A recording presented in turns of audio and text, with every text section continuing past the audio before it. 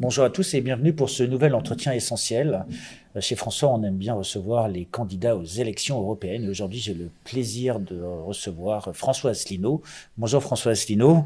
Bonjour Xavier Zalbert et bonjour à toutes les personnes qui nous regardent. Merci beaucoup d'être venu sur ce plateau. Donc, on rappelle, vous êtes président, fondateur de l'UPR. On va reparler un petit peu de l'UPR. Vous êtes tête de liste candidat aux élections européennes le 9 juin. Puis il reste quelques semaines. On est en plein dans la campagne. On vous voit quand même sur pas mal de plateaux télé, même si on sait que vous avez toujours eu quelques problèmes de notoriété, quelques problèmes d'accès aux médias, vous l'avez souvent dit. Mais avant de rentrer dans ce genre de détails qui font peut-être le chou gras de beaucoup de personnes sur les réseaux sociaux, j'aimerais qu'on parle un petit peu de l'UPR, qu'on revienne un peu à des notions de parti politique. Vous êtes souvent revendiqué de mouvance gaulienne. Pour vous, quelles étaient les qualités de cet homme et quels étaient ses défauts aussi et qui vous fait vous relier à cette mouvance? Je pense que fondamentalement, De Gaulle, il avait quelques caractéristiques dans lesquelles je me reconnais, en tout cas qui sont, je pense, aussi un peu les miennes. D'abord, premièrement, c'est quelqu'un qui n'avait pas envisagé de faire de la politique. Il a fait de la politique par raccro. En 1940, il allait avoir 50 ans. C'est-à-dire, c'est pas quelqu'un qui est entré en politique à 22 ans. Il n'a pas fait sa carrière. Voilà. Il n'avait jamais envisagé de faire sa carrière là-dedans. Et de ce point de vue-là, moi-même, j'ai créé l'UPR en 2007, c'est-à-dire, j'allais avoir 50 ans, exactement au même âge que De Gaulle, si j'ose dire. Deuxièmement, ce qui caractérise, je pense, De Gaulle, c'est le fait de, c'est le fait de ne pas hésiter à prendre le contre-pied, j'allais dire, de tout l'univers qui l'entoure. À transgresser. À transgresser. L'homme qui a dit non, on l'a appelé, qui est tellement sûr de ses analyses qu'il prend le contre-pied de tout ce qui l'entoure. Voilà. Il suffit de lire, par exemple, les premiers chapitres des Mémoires de guerre, notamment le premier qui s'appelle La Pente, où il explique que lui, il voyait ce qui était en train de se passer outre-Rhin, il voyait que Hitler développait la construction de forces armées blindées, de chars, etc. Et lui, donc, il est dans la haute hiérarchie du ministère des armées, mais il n'est pas au niveau décisionnaire, et donc il va tirer les sonnettes, il va voir Weygand, je crois, et il tombe sur des gens qui disent oui, c'est très intéressant, mais excusez-moi, j'ai mon rendez-vous à la Chambre des députés, etc. Et donc, De Gaulle, c'est quand même quelqu'un qui, à un moment fatidique, j'allais dire, il fait tapis, comme on dirait, au jeu. C'est-à-dire qu'il met en cause non seulement sa carrière, mais même sa vie. Vous savez qu'il a quand même été condamné à mort par contumace à 2 reprises. Il ne tergiverse pas avec ce qu'il pense être l'honneur, la survie du pays, ce pourquoi il faut engager sa vie, quoi. Voilà. Donc l'intérêt supérieur de la nation, on rappelle, c'est quand même un militaire, donc l'intérêt supérieur de la nation, il l'a servi de sa vie et il a servi la politique de la même manière, vous pensez? Moi, je pense. Et si j'ose me comparer un peu à lui, moi j'avais une carrière toute tracée. Hein. J'avais fait HEC, j'ai sorti vice-major de l'ENA, un inspecteur des finances, inspecteur général des finances. Normalement, je devais aller dans une grande banque française où j'aurais été au minimum directeur général ou directeur général adjoint, ou voire président, et où j'aurais gagné des sommes monumentales. Bon, j'ai souvent cité cet exemple de Frédéric Oudéa, par exemple, le mari de Madame Oudéa Castéra, qui a le même parcours que moi. Enfin, il a fait l'ENA, il est sorti à l'inspection des finances, on a 1 an de décalage. Donc lui, il était allé à la tête de la Société Générale, et d'après ce que j'avais vu dans le magazine Challenge, mais c'était il y a 10 ans déjà, il gagnait quelque chose comme 260 000 euros par mois, sans compter les stock options. Donc ça fait, vous imaginez, c'est quelque chose du style 3-4 millions d'euros par an, sur lesquels j'ai fait une croix. Donc déjà, il me semble que c'est un élément que les gens qui se posent des questions sur ma personnalité doivent prendre en considération et qu'ils devraient avoir sur tous les responsables politiques. C'est-à-dire se poser la question de savoir, par exemple... quels sacrifices ils ont fait. Quels sacrifices ils ont fait. S'ils ne faisaient pas de la politique, qu'est-ce qu'ils feraient? Voilà.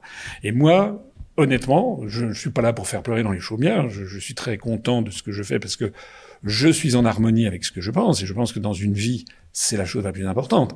Parce que moi, j'ai des amis qui sont entrés dans des banques, etc. Il y en a un qui est mort prématurément. Il y en a qui parce qu'ils sont pas contents de ce qu'ils font, en fait. Ils le diront jamais. Mais ils appartiennent à un univers qui n'est pas le leur. Ils n'avaient pas fait l'ENA pour ça. En fait, ils sont amenés par les événements à prendre des décisions, à vivre dans l'univers uniquement de la loi du fric maximum, et dans un univers où ils comprennent, ils sont pas bêtes, que la France est en train de sombrer. Donc, moi, je suis en harmonie avec moi-même, et ça a un coût. Ça, le coût, c'est celui que j'ai payé, justement, d'une certaine façon, en brisant ma carrière administrative et professionnelle. Pour rentrer en politique. C'est un peu, vous savez, c'est une parole quasiment christique, hein, c'est que il faut tout abandonner pour sauver sa vie. Enfin, c'est pratiquement ça. Et je pense que ça, c'est vraiment ce qu'a fait De Gaulle aussi, puisque, donc, il est quand même allé très loin, hein. Moi, j'ai pas été condamné à mort par contumace, mais j'ai été condamné à mort médiatique et administrative. C'est-à-dire que je suis celui dont on ne doit jamais parler. Alors, derrière tout grand homme, il y a des forces, mais il y a aussi des faiblesses. Alors, est-ce que vous reconnaîtriez quelques faiblesses au général de Gaulle, ou est-ce que vous reconnaîtriez quelques faiblesses à vous-même? Alors, je sais que c'est pas très français, justement, mais j'aime bien poser ces questions-là parce que parfois, derrière de ces faiblesses, on en fait des forces. Faiblesse de Gaulle, je pense qu'il avait tendance peut-être à parfois être un peu trop sûr de lui-même. Et surtout, je pense que le reproche numéro 1 qu'il faut lui faire, c'est de ne pas avoir su assurer sa succession. Ça, je crois que c'est vraiment le problème numéro 1. C'est-à-dire qu'il a apporté quelque chose, il a sauvé la patrie à 2 reprises quand même, hein. Normalement, il aurait dû avoir la sagesse il avait mis ses espoirs dans Pompidou, qu'il avait connu dès 1944. Hein. L'idée selon laquelle il est allé le chercher chez Rothschild est une idée fausse. En fait, Pompidou avait été... De Gaulle, quand il arrive en 44 à Paris, demande un Normalien sachant écrire, on lui propose ce type-là. De Gaulle demande ça, on lui propose Pompidou. De Gaulle n'a pas réussi à ça. Et puis il avait aussi quelque chose, je pense, c'est que il était né en 1890. En 1958, quand il revient au pouvoir, il a 68 ans. Et je pense que à l'époque, les gens qui ont 68 ans, c'est un peu l'équivalent de gens qui aujourd'hui ont 78 ou 80 ans. Hein, les gens restent beaucoup plus jeunes, beaucoup plus longtemps maintenant à notre époque. Donc déjà à son époque, c'était un homme âgé. Et il faut voir aussi qu'il n'y avait pas Internet, il y avait qu'une seule chaîne de télévision, même. Puis on faisait des métiers manuels qui étaient beaucoup plus fatigants. La vie était plus dure. La vie était plus dure. Quant à l'information, en fait, tout le monde sait par exemple que De Gaulle détestait le téléphone, donc il était un peu reclus dans son univers de Colombelle et de deux églises. Et Pompidou avait eu l'intelligence de faire le lien entre Paris et Colombey. Donc De Gaulle n'a pas vu, je pense, le monde nouveau arriver. Et là, ça c'est aussi ce qu'on peut lui reprocher, c'est que il n'a pas vu arriver, par exemple, tout ce qui est le soft power à l'américaine. En 1965. Même s'il l'a critiqué quand même. Il critiquait bien sûr les États-Unis, mais il avait une trop grande confiance il avait une vision à la Charles Péguy de la France, une espèce, la Madone des fresques, etc. Donc il pensait qu'il y avait une espèce de corps mystique de la France qui surmonterait tout. Il n'a pas vu que la France allait avoir des évolutions sociologiques considérables. La France d'aujourd'hui a quand même plus grand rapport avec la France des années 50. Il y a eu l'effondrement notamment de l'Église catholique, qui d'ailleurs ne lui était pas favorable. Hein, les catholiques, l'Église n'était pas favorable à De Gaulle, mais il y avait quand même un certain nombre de valeurs, d'amour de la patrie, etc., qui existaient, qui maintenant sont quasiment devenues des valeurs qu'il faut quasiment cacher. Et puis il n'a pas vu arriver les manipulations, tout ce qui est programmation neurolinguistique, tout ce qui est venu des États-Unis, le soft power, comment manipuler les esprits, voilà. Et la meilleure preuve, c'est le lancement de Le Canuet en 1965, hein, qui, avec un sourire carnassien, un sourire de dentifrice américain, il n'avait pas vu arriver tout ça. Il n'a pas vu arriver non plus ce qui, à mon avis, est la première révolution de couleur, c'est mai 68, qui lui a été lancé dans les pattes. Et il y avait certainement les services américains. Cher, mais voilà. Donc ça, c'est un peu les reproches. Il n'a pas su décrypter un certain nombre de forces d'avenir, et donc il n'a pas rendu ce qu'il a fait qui est absolument essentiel, il ne l'a pas rendu, il ne s'est pas assuré de la pérennité de ça. Et on voit justement la suite, c'est que son discours et ce qu'il a fait est détruit. Alors, quant à mes défauts, moi, personnellement, qu'est-ce que je pourrais dire? C'est difficile de dire quels sont ses défauts. Contrairement à ce que, je sais qu'il y a des gens qui disent que j'ai un melon extraordinaire, mais pas du tout. Enfin, les gens qui disent ça ne me connaissent pas. Au contraire, j'ai des collaborateurs, c'est eux qu'il faut interroger. Donc, j'écoute beaucoup les gens, etc.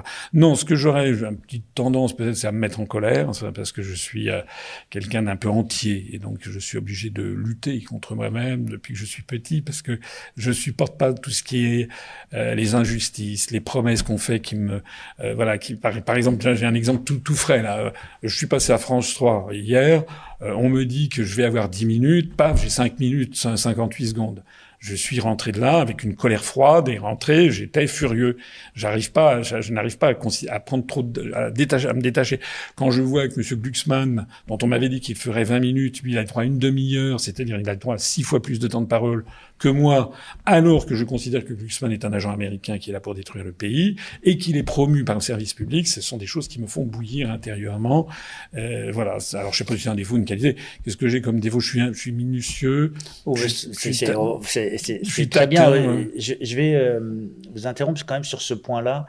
C'est pas que je sois à la recherche des défauts. Ce qui m'intéresse, c'est quand vous parlez de ces 5 minutes que vous avez, est-ce que le propre d'un chef de parti, d'un chef d'entreprise, n'est pas de prendre l'opportunité, tout en sachant que vous allez prendre des coups bas, donc d'en tirer le meilleur, plutôt que d'avoir d'utiliser cette énergie à être en colère, de l'utiliser à bon escient. Mais c'est ce que je fais. Sur le plateau, personne n'a vu que j'étais en colère, parce que j'ai appris beaucoup de choses aussi depuis maintenant que j'ai fait de la politique. Ça fait quand même 17 ans que j'ai créé l'UPR. Et quand j'ai créé l'UPR, j'étais vraiment d'une candeur, d'une naïveté assez extraordinaire. Je savais que c'était pas une vallée de roses. Je savais que c'était un univers où il y avait des coups bas. Mais je n'imaginais pas quand même l'univers dans lequel c'est-à-dire où c'est vraiment une espèce d'inversion générale des valeurs, c'est-à-dire c'est le mensonge qui triomphe, la malhonnêteté, les coups bas, c'est l'inversion accusatoire. Donc vous pensez qu'il y avait une certaine éthique quand vous rentrez en politique, vous pensez en particulier chez les journalistes. Je pensais quand même que dans le monde du journalisme, il y avait quand même une certaine éthique. Et j'ai vu que non, en fait, c'est très très rare de trouver des journalistes qui respectent l'éthique de la Charte de Munich, par exemple. Ouais. Par exemple, que j'ai découvert quand j'étais candidat à l'élection présidentielle en 2017, systématiquement, quand j'arrivais sur un plateau, d'abord j'ai eu 0,8% du temps de parole. Moi, je ne comprenais pas. Enfin, je sais que les gens n'aiment pas quand je parle de ça, mais c'est fondamental. Je croyais qu'il y avait quand même un peu de démocratie. Mais non, quand vous avez 11 candidats, normalement, il devrait y avoir 9,9% par candidat, ça ferait 99%. Chacun serait... Non, pas du tout. Moi, j'ai eu 0,8% pendant les 4 dernières semaines. Avant, personne ne me connaissait. Pendant que Macron, il avait été présenté par les médias pendant 1 an et demi comme le Mozart de la finance, le futur Jupiter, et il a eu 24% du temps. Et quand on va voir le CSA devenu l'ARCOM, et qui vous explique, oui, mais ça dépend, vous avez pas beaucoup parce que vous avez fait des petits scores, et je dis, mais attendez, Macron, il a fait quoi? Il a fait 0. Ah oui, mais c'est pas pareil. Qu'est-ce qui n'est pas pareil?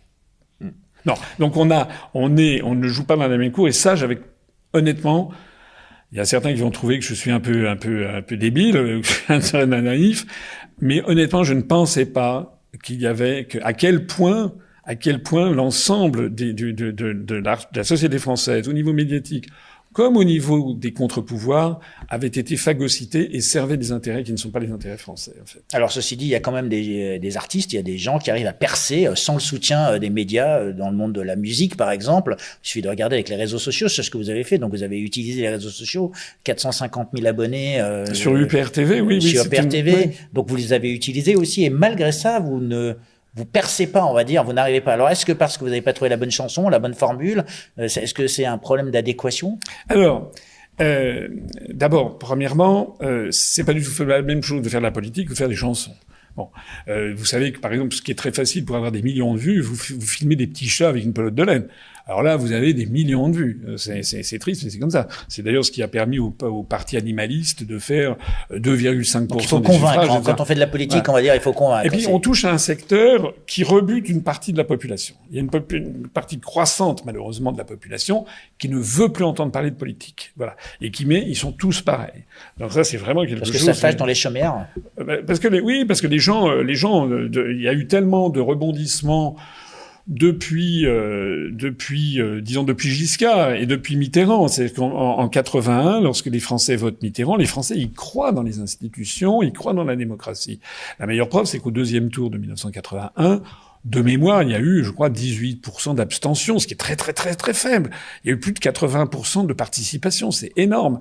Maintenant, là, par exemple, pour les prochaines européennes, il y aura peut-être 50% d'abstention, peut-être plus. Enfin, on est dans ces eaux-là. Et même à la présidentielle, qui est l'élection phare, on a vu monter le taux d'abstention qui a été très important, notamment au deuxième tour, lorsqu'il y a le choix entre Macron et Madame Le Pen. Donc, c'est pour ça qu'on ne peut pas vraiment comparer les résultats. Alors, cela étant, effectivement, vous avez la gentillesse de souligner qu'on a on a une chaîne qui marche très bien, UPR TV.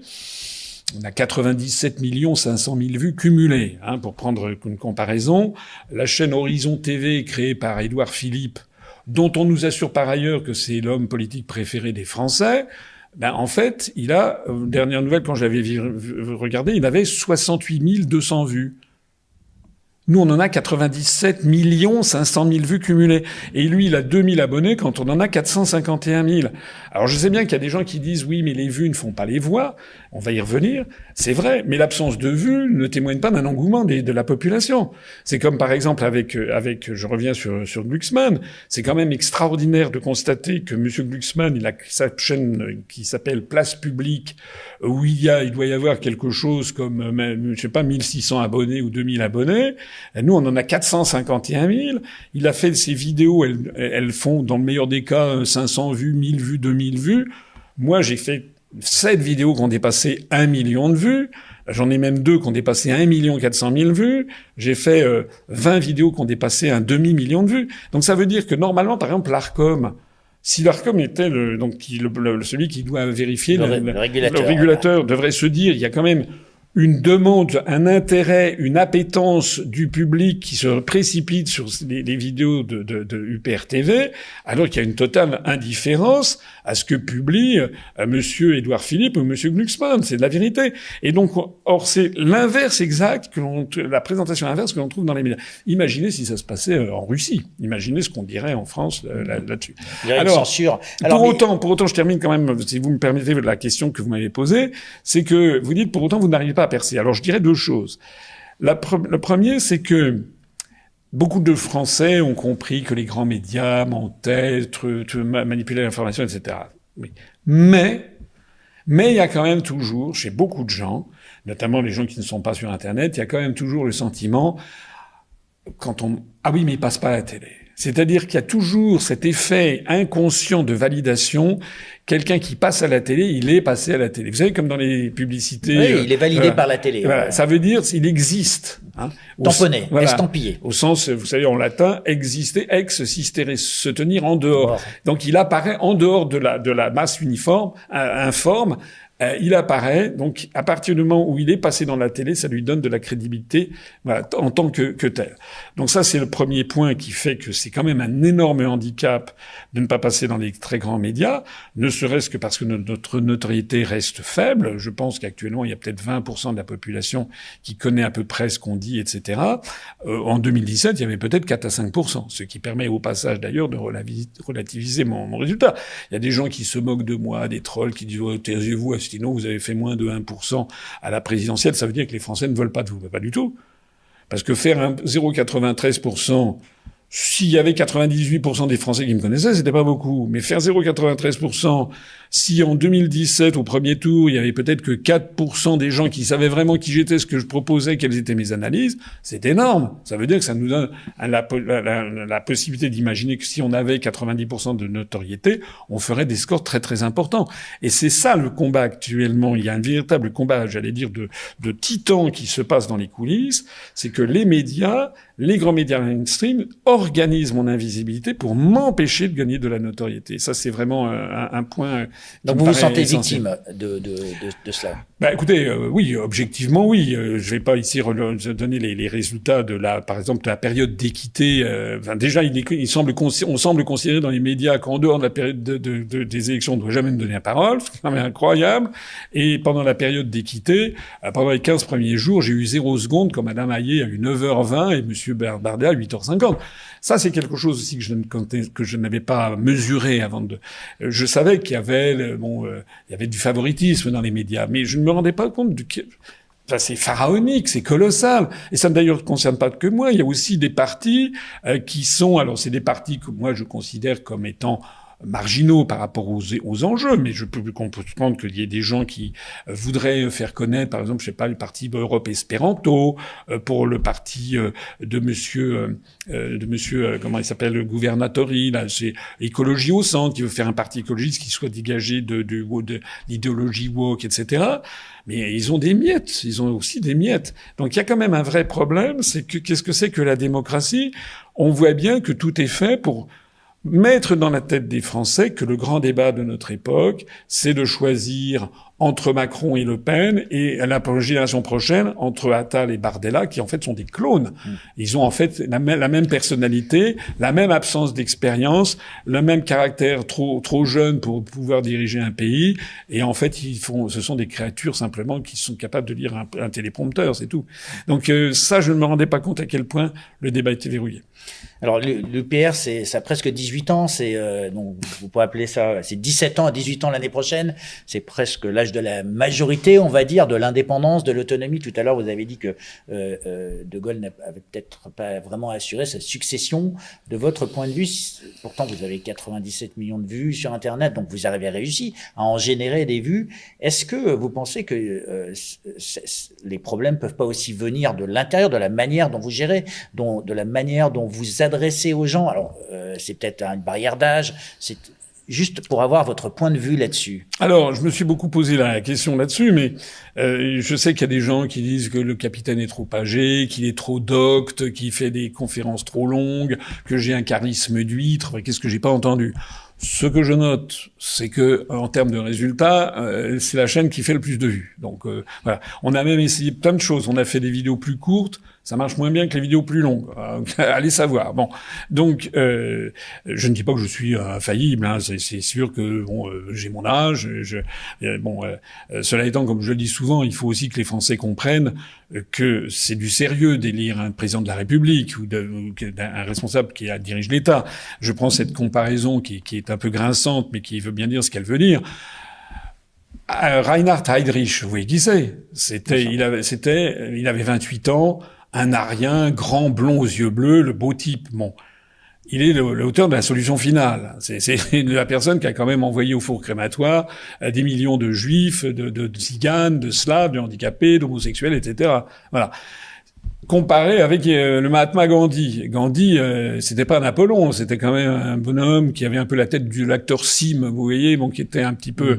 Et lui, il a libéré l'Inde avec la non-violence. Donc ça prouve bien, si vous voulez, que on ne doit pas choisir quelqu'un en fonction du physique, mais en fonction quand même de ce qu'il prône et de ça. Donc ça... Il faudrait quand même que les Français ils aient cette maturité. Certains l'ont, mais d'ailleurs si vous comparez De Gaulle à Macron, Macron est quand même mieux physiquement que De Gaulle. Bon, mais ça s'arrête là. Qui va oser dire que Macron est un meilleur président de la République que De Gaulle? Alors ça, ce que moi j'ai découvert aussi avec la création de l'UPR, et c'est ça, je pense, le principal, c'est que c'est un peu comparable à quelqu'un qui crée un commerce. Voilà, j'ai découvert ça. C'est-à-dire que vous avez deux façons de faire de la politique. La première, c'est d'aller dans un parti existant qui a déjà son fonds de commerce. Il y a d'ailleurs des partis sans militants, sans adhérents quasiment. Par exemple, le MoDem de Bayrou, c'est un parti notable, comme on dit. Ça veut dire qu'en fait, il y a quasiment pas de militants. Et ils ont un fonds de commerce, une espèce de droit de cuissage sur la société française. Ils ont X sénateurs, comme ça, parce qu'ils ont le label MoDem, puis voilà, c'est tout. Donc, vous avez cette façon qui est d'aller dans un parti existant, d'y faire votre trou. Mais ça veut dire quoi? Ça veut dire que là, vous allez avoir des partis qui attirent à eux en fait des petits Rastignac, des gens, des Bardella, des Attal, ce genre de personnes qui en fait ne sont pas motivés par une vision qu'ils ont de la France, d'intérêt national, etc., quitte à faire le sacrifice de leur vie personnelle, leur vie professionnelle, etc. Non, ça va attirer des gens qui veulent bénéficier du fonds de commerce et de s'y faire un fromage, voilà. Et puis il y a l'autre façon, c'est que vous considérez, c'est ce que j'ai considéré moi, c'est qu'il y avait, quand j'ai créé l'UPR, il y avait aucun parti politique français qui proposait ce que je proposais. Donc il y avait un espace libre dans le marché, on va dire. Oui, mais un marché, mais dans le géopolitique. Oui, mais disons, ça, il y a une vision marketing de la chose qui n'était pas ce que j'avais pas ça à l'esprit. Ce que je pensais, c'est que la vraie solution telle que je l'avais, ça m'est pas arrivé, c'est pas une vision, c'est style Notre-Dame de Fatima, c'est que j'ai été en cabinet ministériel, j'ai beaucoup analysé ce que j'ai vu, et je me suis dit, tout ceci va nous mener au désastre puisque les Français ne dirigent plus leur propre pays. Et donc, j'ai cherché sur tout le champ politique.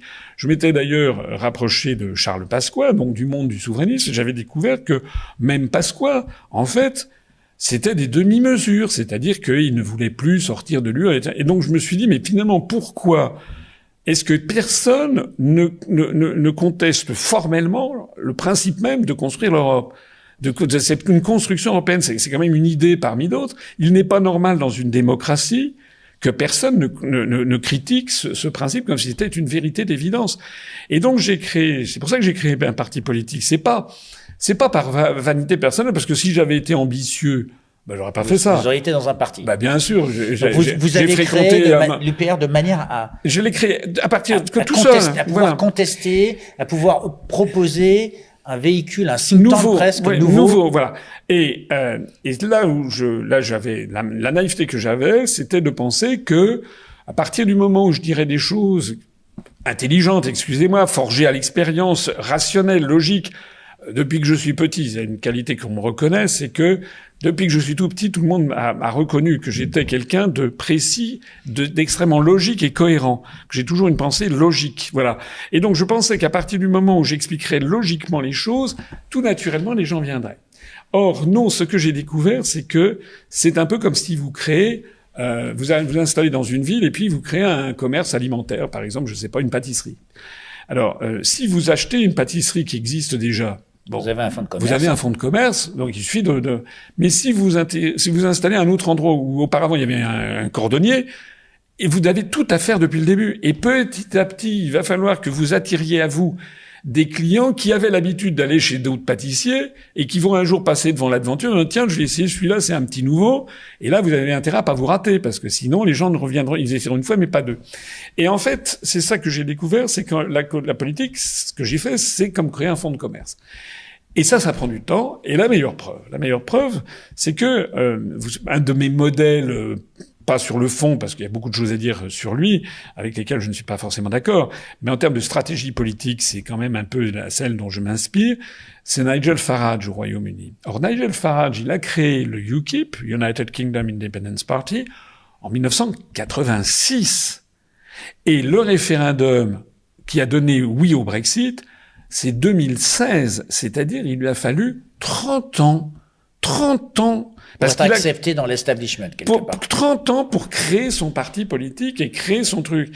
Donc, nous, ça fait 17 ans, et d'ailleurs, il a commencé à percer au bout de 15 à 17 ans, justement. C'est ce qui nous laisse penser, enfin, c'est un des éléments parmi d'autres qui donne à penser, et on voit qu'actuellement, il y a quand même de plus en plus de gens qui, malgré la barrière médiatique, nous connaissent, notamment grâce aux bouche à oreille et grâce à Internet, et c'est ce qui nous permet de penser que nous allons vers des jours meilleurs, parce que progressivement, on s'est incrusté dans le paysage. Il faudrait une trentaine d'années pour que les idées puissent atterrir. Peut-être une génération. Voilà. Une génération. Alors, à mon avis, non, parce que ça va s'accélérer, parce que je pense que là, tout s'accélère aujourd'hui. Oui, et il n'y a pas qu'en France, si vous voulez, c'est qu'il y a quand même une remise en cause de l'édifice européen qui est un peu partout, et avec d'ailleurs la contraposée, c'est-à-dire la conséquence, c'est que nous avons des forces euro-atlantistes qui vont tout faire pour comment dirais-je, pour forcer le destin et pour imposer leur schéma qu'ils avaient dès l'origine et qu'on a caché au peuple, et notamment au peuple français, c'est de faire une Europe fédérale avec un État. Et c'est là la grande inquiétude que l'on peut avoir. Mais ça, forcer ce destin peut aussi provoquer une explosion générale. Donc moi, je n'exclus pas que dans les semestres qui viennent, les années qui viennent, on ait une explosion générale de l'édifice. Alors, tout à l'heure, vous avez parlé du fonds de commerce. Donc, on dit que pour un commerce, pour l'établir, il faut emplacement. Pour un parti politique, c'est quoi? C'est programme, action, communication? Comment vous répartissez votre temps et comment vous diriez quelle est la formule magique pour justement accélérer ce timing? En fait, vous me faites découvrir d'ailleurs, oui, parce que j'avais jamais réfléchi dans ces termes, mais c'est bien de dire tel que vous faites. Effectivement, l'emplacement. Ce que j'ai découvert, c'est que à partir du moment où j'ai créé un parti d'emblée avec une charte qui s'est voulu s'inspirer du Conseil national de la résistance de 43-44. Pourquoi? Parce que c'est un principe de réalité. Toute l'histoire de France le montre, et par exemple l'histoire de la Seconde Guerre mondiale, mais actuellement aussi on le voit, c'est que ça avait été théorisé par les historiens au XIXe siècle entre le Parti national et le Parti de l'étranger. C'est que toute l'histoire de France est parcourue par deux grandes tendances au sein du peuple français, ceux qui sont favorables au Parti de l'étranger, et ceux qui sont favorables au Parti national. Or, ce Parti national, il se trouve à droite et à l'extrême droite, à gauche et à l'extrême gauche. Alors bon, du temps de Jeanne d'Arc, c'est un anachronisme de parler de droite et de gauche, mais quand même, le Parti national, c'était ceux qui voulaient bouter les Anglais hors de France. Mais vous aviez le Parti de l'étranger, les collabos, c'était l'évêque Cauchon, dont je le rappelle, celui qui a demandé aux Anglais de brûler vive Jeanne d'Arc. L'évêque Cauchon, il était recteur de la Sorbonne. C'était l'intelligentsia parisienne. La bourgeoisie parisienne était du côté des Anglais. Et on va retrouver ça tout au long de notre histoire nationale. De Gaulle, en 43-44, quand il fait le CNR, il donne une place très importante aux communistes. Pourquoi? Il n'était pas communiste, De Gaulle. Il était dans une origine sa famille était royaliste, était monarchiste. Et lui-même avait quand même des penchants monarchistes. Mais De Gaulle avait bien compris que pour rassembler tous ceux qui voulaient que la France redevienne la France, que sortir les Allemands, il fallait avoir rassemblé des gens qui allaient de l'extrême gauche même jusqu'à l'extrême droite, puisqu'il avait voulu qu'il y ait la cagoule qui y soit, mais une extrême droite anti-allemande. Et donc moi, lorsque j'ai créé l'UPR, je me suis inspiré de ça, qui était... ça d'ailleurs, ce raisonnement a été encore validé en 2005, puisque vous savez qu'il y a eu 55% de Français qui ont voté non à la Constitution européenne. Or, les sondages post-électoraux ont montré que sur ces 55%, il y en avait 30 qui venaient de la droite et de l'extrême droite, et 25 qui venaient de la gauche et de l'extrême gauche. Le référendum permet ce que certains appellent la fongibilité des électorats, qui normalement ne peuvent pas s'entendre sur des programmes, mais au moment du référendum, comme c'est oui ou non, on peut avoir des majorités, c'est ce qui s'est passé. Et d'ailleurs, c'est pas pour rien que depuis 2005, il n'y a plus de référendum. C'est parce que les élites qui dirigent le pays, en fait, derrière Macron n'étant qu'une marionnette, savent bien que les référendums sont dangereux parce qu'ils peuvent faire apparaître des majorités qui sont des majorités du Parti national contre le Parti de l'étranger. C'est comme ça que j'ai conçu l'UPR en 2007. C'est-à-dire que c'est un parti qui, d'emblée, s'est voulu un parti ouvert à tout le monde, un parti qui se focalise sur l'objectif central qui est récupérer notre souveraineté nationale en sortant de l'Union européenne, de l'euro et de l'OTAN, et en demandant aux gens d'où qu'ils vinssent, quelle que soit leur pensée politique, leur famille politique, leur religion, leur couleur de peau, leurs origines sociales, etc., qu'ils mettent ça de côté pour se rassembler là-dessus. Enfin, c'était ça, et c'est difficile, parce que c'est très difficile de sortir du clivage droite-gauche. Ça n'est pas impossible, c'est ce qu'on est en train de réaliser. La liste que j'ai présentée, justement, il y a des gens de droite et des gens de gauche qui sont dessus, c'est quand même de nos réussites. Ça se voit aussi dans notre électorat. Moi, je fais beaucoup de réunions publiques, je parle avec beaucoup de gens, il y a des gens, c'est vraiment des gens que rien normalement n'aurait dû faire se croiser et qui sont d'accord sur ce point-là. Mais pour prendre votre expression que je trouve assez bien vue, c'est l'emplacement. Dès que j'ai créé l'UPR, tous les médias ont fait extrême droite. Ils ne voulaient pas la réalité. On vous a mis au bout du village. Tout le temps. Rappelez-vous, en 2017, qu'est-ce qui vous distingue de Madame Le Pen? C'était sans arrêt.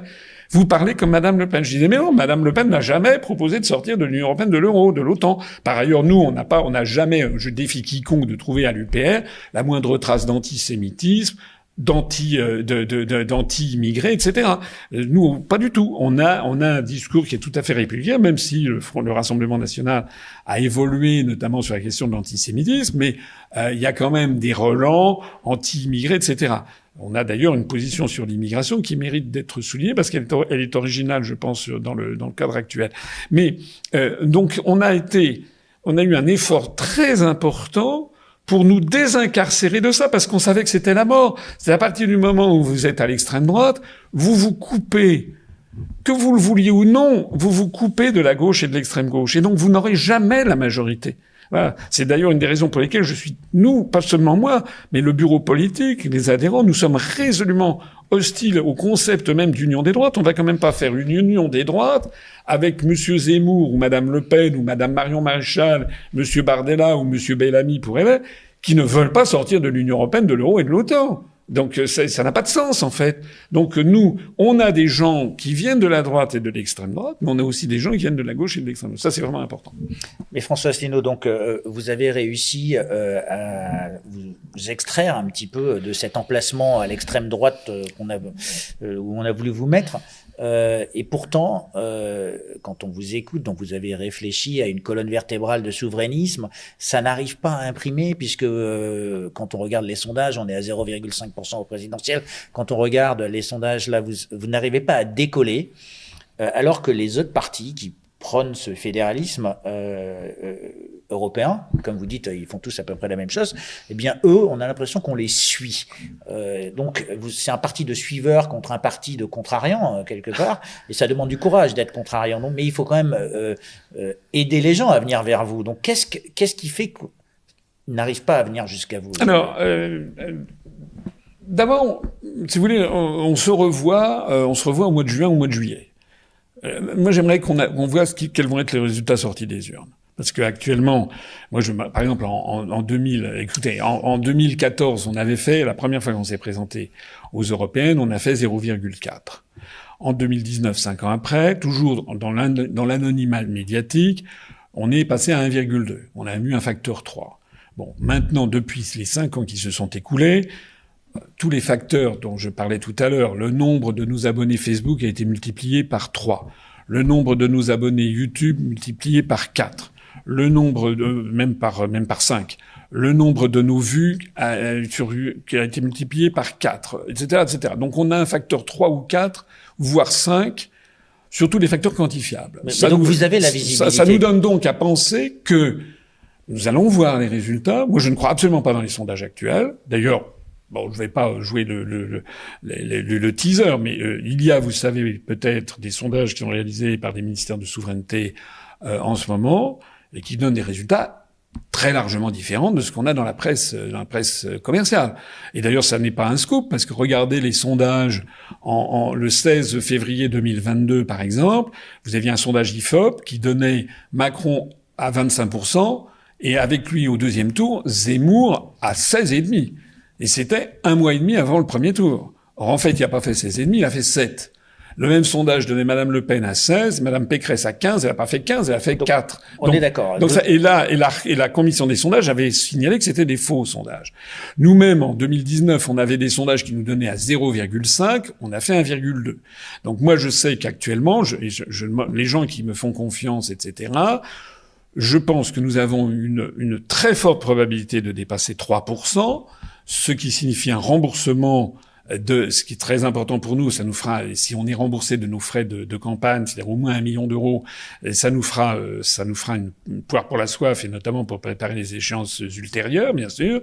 Et je dis et je maintiens que nous avons une possibilité non négligeable, à la surprise générale, de dépasser les 5. Je ne dis pas qu'on va faire 25, ça c'est impossible parce que il y a le mur de la notoriété. Mais ce que je vois, c'est que partout, on a un très bon accueil sur le terrain. Regardez aussi dès que je fais des vidéos, etc. Regardez, allez voir. Tiens, par exemple, quand je suis allé à Europe 1, allez regarder non seulement, là je crois qu'on est, au moment même où on parle, je crois qu'on est à quelque chose comme 64 000, 65 000 vues sur le replay d'Europe 1, c'est très supérieur à toutes les vidéos avant et après, et allez regarder les commentaires. C'est pas du bidouillage de notre part, on n'a pas les moyens de bidouiller. Allez regarder les commentaires. Maintenant, allez regarder les commentaires quand vous avez une vidéo avec Glucksmann. Avec Glucksmann, les commentaires, alors, il a une notoriété du Parti socialiste. Oui, mais sont terribles. Enfin, il a sur le dos énormément de gens qui savent qu'en fait c'est un agent américain. Enfin, il n'y a que ça. Et c'est pas uniquement des gens de chez nous. C'est des gens de LFI, c'est des anciens communistes, etc. Ce qui me donne à penser. On verra, peut-être que je vais être démenti par les faits, mais moi j'aime bien prendre un petit peu des risques. Alors, moi, je vous recevrai avec plaisir pour faire un débriefing. Voilà. Après... ça me donne à penser que monsieur Glucksmann ne fera pas du tout les 14 qu'on lui donne. Je pense il dépassera à mon avis même pas 10. Voilà. Il fera sans doute un peu mieux que les 6 qu'il avait fait en 2019 parce qu'il bénéficie d'un orchestre médiatique colossal, mais c'est même pas sûr. Et donc ça fait partie des surprises. De la même façon que je suis assez convaincu que M. Bardella ne fera pas les 32. D'ailleurs, regardez ce qui s'est passé. Par exemple, les régionales de 2021. Je parle pas du Pléistocène, hein, je parle pas de l'homme de Cro-Magnon, je parle des régionales de 2021. J'ai regardé les sondages, les derniers sondages avant le scrutin en 2021. Par exemple, dans la région Hauts-de-France, vous donnez en 1 Xavier Bertrand avec 33%, en 2 Sébastien Chenu du Rassemblement National avec 32%. Résultat, quelques jours après, Monsieur, comment s'appelle-t-il, Xavier Bertrand des Républicains avait fait quelque chose comme 39 ou 40, et Sébastien Chenu, qui était donné à 32, a fait 24. 8 points de moins, c'est énorme. Et vous aviez retrouvé ça, Bardella était donné à 17, il a fait 13, c'est-à-dire quand même 30% de moins que ce qui avait été annoncé. Donc, ce qui est assez curieux, c'est que ces instituts de sondage, à mon avis, sont devenus des entreprises de pure désinformation et de manipulation de l'opinion. Les gens, ils font attention avant le scrutin, et une fois que le scrutin est passé, les gens s'en fichent, et il y a tout un narratif des directeurs d'instituts en disant, le dernier jour, dans les 48 dernières heures, l'opinion a changé. Oui, non, mais bien sûr. En fait, moi, la lecture que je fais, c'est que les instituts essaie de faire ce que les Américains ont théorisé sous le nom de self-fulfilling prophecy, c'est la prophétie autoréalisatrice, c'est de mettre dans la tête des gens, Bardella va faire un score énorme, etc. Et puis moi je vois des gens qui disent, ah, moi, Asselineau, j'aime bien, mais il n'y arrivera pas. Mais je dis, mais votez pour vos idées. Ah oui, mais il n'y arrivera pas, vous êtes donné à 0,5. Ce qui permet d'ailleurs aux médias de ne pas m'inviter. Mais si, par exemple, il y avait un sondage qui nous donnait à 3,5, vous imaginez d'un seul coup, effectivement, la dynamique qu'il y aurait. Donc, on a des instituts qui sont des instituts de manipulation de l'opinion. Et puis, lorsque le couperet du scrutin tombe, pratiquement, on passe à autre chose. Et puis, vous avez des instituts qui ont dit oui, en fait, il y a eu une démobilisation de dernière minute de tel électorat. Bon, ça, c'est facile. Hein. Ça veut dire, tout est justifiable de cette façon. En un mot commençant, que les Français, en tout cas ceux qui nous écoutent, votent en fonction de leur intérêt. Il n'y a pas de vote utile pour une élection qui est à la proportionnelle. Nous, c'est utile déjà si on dépasse 3% parce qu'on sera remboursé. Et si on dépasse 5%, c'est un choc dans la société politique française parce que ce parti qui a été quasiment interdit d'antenne, si franchement on a 5-6% et qu'on a 5 ou 6 députés, franchement ça va être un coup de tonnerre. Surtout que il y a peut-être tel ou tel parti qui eux n'auront pas les 5%, tel parti connu par exemple. Ouais. François Asselineau, pour vous, on est en train de parler de la politique comme étant une grande affaire de communication. Est-ce que la politique, pour vous, c'est de la communication, de l'analyse ou de l'action? Et j'aimerais savoir quelles sont les actions que l'UPR a menées dans les 2 dernières années, les 3 dernières années, où on a vu qu'il y avait quand même une montée de l'antifédéralisme. Si on regarde les sondages dans la population, et là peut-être qu'on pourra dire que les sondages sont faux, mais on voit bien qu'il y a une tendance, alors avec que ce soit pour le soutien de la guerre en Ukraine qui diminue, avec M. Macron qui va envoyer des troupes au sol, donc on voit bien qu'il y a une tendance à aller un peu contre l'Europe. Et pourtant, il y a cette machine qu'on voit dans les médias où on a besoin de plus d'Europe. Donc plus d'Europe, c'est la solution. Vous proposez moins d'Europe ou une Europe différente. Mais j'aimerais comprendre quelles sont les actions. Est-ce que vraiment se concentre sur des actions d'information, d'analyse ou des actions juridiques. Je peux prendre un exemple. Il y a une action contre Madame von der Leyen au tribunal. On vous a pas vu, par exemple, attaquer Madame von der Leyen. Même si vous l'attaquez en analyse, vous critiquez. En fait, entre la critique et l'action sont deux choses qui sont différentes. Et ce qui... Oui, il y a l'action et l'agitation, si vous voulez. Je sais bien que certains partis essayent de jouer les coucous, de se mettre à chaque fois sur le truc, mais ça ne sert à rien. Si vous voulez, c'est moi, j'ai rencontré l'avocate qui était, elle n'a pas besoin de nous, hein. C'est tel ou tel parti qui dit tiens, je vais attaquer Madame von der Leyen. D'abord, ça ne sert à rien en fait. Tout le monde s'en fout. C'est simplement un usage de communication vis-à-vis de la population française. Mais là, ça se passe en Belgique avec le droit belge, avec un avocat belge. Ils n'ont absolument pas besoin de Pierre-Paul Jacques. Hein. Voilà. Donc, de même que les manifestations, il y a des gens qui disent vous manifestez. On a fait quelques manifestations le 1er mai, plusieurs fois. J'ai manifesté quelques fois pendant l'affaire de la Covid. Ça n'a servi à rien, mais strictement à rien. Enfin, sauf alors, quelles sont les actions qui servent à quelque chose? Ce qui sert à quelque chose, si vous voulez, moi, je n'aime pas manipuler les gens. Moi, je ne suis pas du style à faire des manifestations, voilà, pour faire des manifestations, pour à chaque fois demander de l'argent, et se faire un magot à partir des gens qui crachent au bassinet à chaque manifestation. Moi, je ne suis pas pour la tonte des manifestants, si vous voulez. Moi, ce que je fais, c'est que depuis que j'ai créé l'UPR, tout ce que nous avons publié est gratuit. Il n'y a pas de publicité. C'est la preuve d'ailleurs au passage de mon désintéressement. La chaîne politique que j'ai créée, je l'ai pas appelée Asselineau TV. Parce que ça m'aurait permis avec vous en rendez compte, 97 millions de vues, le pactole que j'aurais pu me faire en faisant des publicités, etc. Bon, tout le monde n'a pas eu cette déontologie. Moi, j'ai créé une chaîne qui s'appelle UPR TV, qui appartient au patrimoine de l'UPR, et à ce titre ne peut recevoir aucun argent de publicité de quelque nature que ce soit. Parce que c'est interdit par la loi. Et tout ce que j'ai mis, toute la matière grise que j'ai mise, il n'y a pas que moi, mais j'en ai fait quand même une large partie, tout ce qu'on a mis est gratis, pro deo, tout le monde peut venir l'écouter. Je pense que c'est cette action qui commence à porter ses fruits depuis maintenant un certain temps. Je vois partout quand je vais en France des gens qui me disent enfin, ça paraît un peu grandiloquent, je suis désolé de le dire, mais c'est vrai que j'écoute des gens qui me disent « Vous m'avez changé la vie. Avant, je ne comprenais rien. Maintenant, j'ai découvert ça. Maintenant, je m'intéresse à la politique, etc. » Donc, c'est un travail patient qui est sans doute moins spectaculaire que de faire des manifestations, mais qui paye beaucoup plus.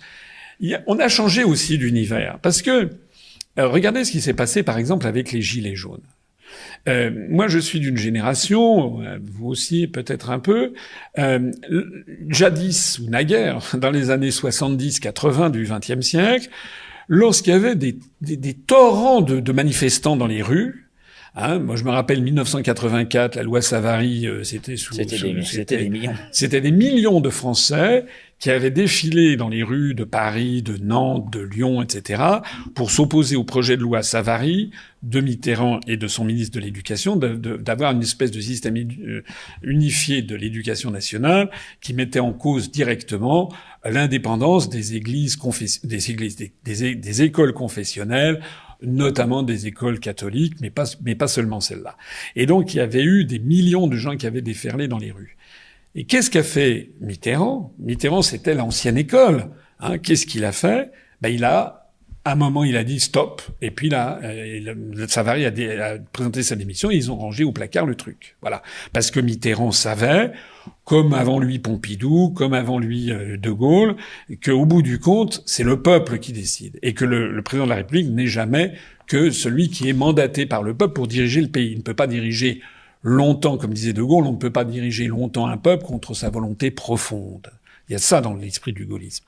Or, ce que nous ont montré les années récentes, et tout spécialement avec Macron, notamment l'affaire des Gilets jaunes, mais ensuite l'affaire des retraites, c'est que Macron, excusez-moi, je vais être vulgaire, il n'en a strictement rien à foutre. Il y a 2 millions de personnes dans les rues, il envoie des forces de l'ordre tirer avec des LBD et éborgner, il y a des dizaines de manifestants qui ont été mutilés à vie, il y a eu quelques morts, etc. Il n'en a rien à faire. Voilà. C'est-à-dire qu'on a changé de régime, on a maintenant quelqu'un, Macron, qui ne se sent pas du tout l'employé du peuple français, si j'ose dire. Il est l'employé de l'oligarchie qui l'a catapulté à l'Élysée par des manipulations médiatiques et sondagières, et maintenant, il est leur chose. Il a un pistolet virtuel sur la tempe. Il doit faire ce que veut cette oligarchie. Moi, voilà c'est la raison pour laquelle, moi, j'ai beaucoup de réticence à dire aux gens d'aller manifester. Non seulement ça me sert à rien, mais il y en a même qui ont été, comment dirais-je, éborgnés, mutilés à vie. On a vu la même chose. Macron, il est d'ailleurs le spécialiste de se moquer du monde. Et regardez le nombre de grands débats, les cahiers de doléances, etc., etc. Il ne cesse que de faire ça. À chaque fois, les cahiers de doléances, il y en a 25 millions, enfin c'est un truc de dingue. Tout a été foutu au panier, etc. Ils s'en fichent éperdument. C'est-à-dire que on est dans un univers où malheureusement ce qui devait être l'éthique essentielle d'un chef de l'État et d'un gouvernement, c'est-à-dire fondamentalement respecter la volonté profonde du peuple français, eux, ils ont pour mission de ne surtout pas respecter la volonté profonde du peuple français, mais tout faire pour la contourner et lui imposer des politiques qu'il ne veut pas. C'est la raison pour laquelle je pense que le principe dans ce genre de choses, moi j'ai pas envie d'envoyer des gens au casse-pipe, j'ai pas envie de faire des manifestations pour faire de la tonte financière des manifestants. Moi, ce que je veux, c'est que les gens progressent et comprennent l'enjeu. Et là, là, pour le coup, là, il y a un vrai enjeu dans ces élections européennes.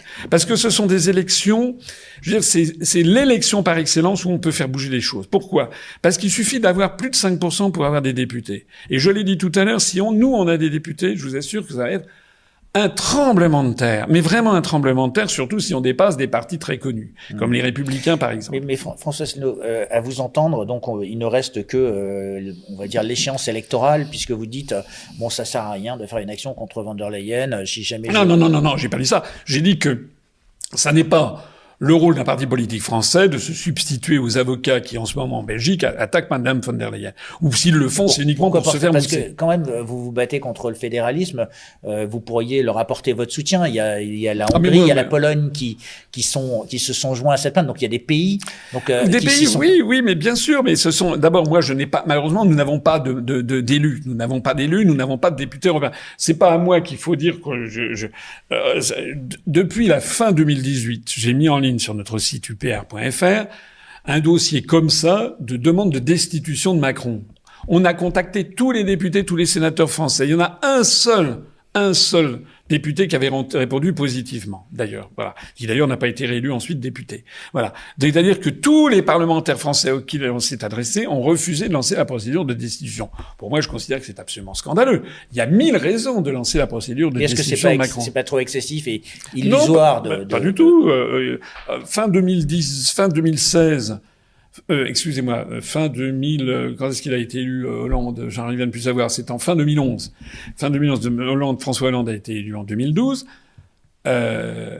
Non, excusez-moi, je reviens. Non, fin 2016, François Hollande pendant qu'il était président de la République, avait, vous savez, commis un livre qui s'appelait « Un président ne devrait pas dire ça ».